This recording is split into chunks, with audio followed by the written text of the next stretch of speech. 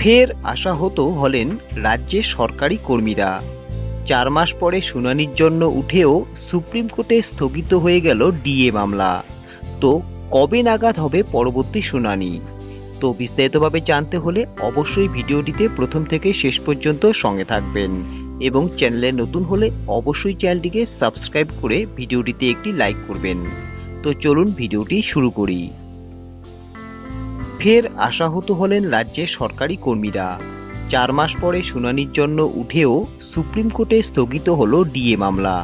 সেই সঙ্গে বাড়ল দীর্ঘ অপেক্ষা।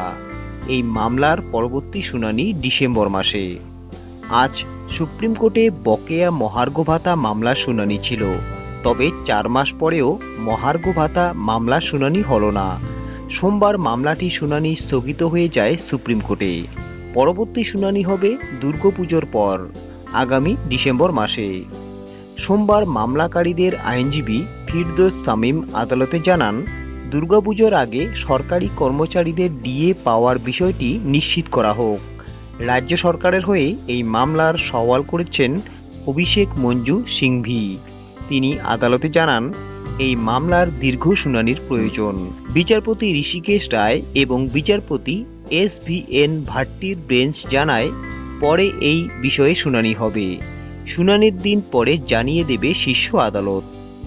সুপ্রিম কোর্টে গত বছর নভেম্বরে 3 তারিখ 2 বিচারপতির বেঞ্চ জানিয়েছিল, রাজ্য সরকারি কর্মচারীদের ডিএ নিয়ে আরও বিস্তারিত শুনানি প্রয়োজন। তারপরে সময়ের অভাবে মামলাটির আর শুনানি হয়ে ওঠেনি। ডিএ মামলার সঙ্গে যুক্ত আইনজীবীদের একাংশ মনে করছেন, বর্তমানে মামলাটি যে অবস্থায় রয়েছে তাতে এখনই তা নিষ্পত্তি হওয়ার সম্ভাবনা খুবই কম। আরও সময় লাগতে পারে এই মামলায়।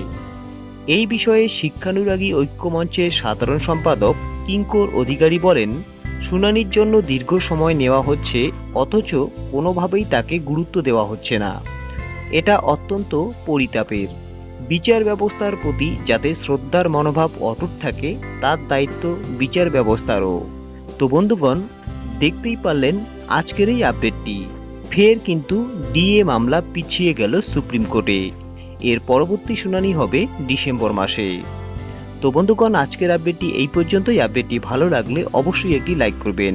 তার সঙ্গে পরবর্তী আপডেটগুলি সবার আগে পাওয়ার জন্য অবশ্যই চ্যানেলটিকে সাবস্ক্রাইব করবেন। তো আজকে এখানেই, ভালো থাকবেন, সুস্থ থাকবেন।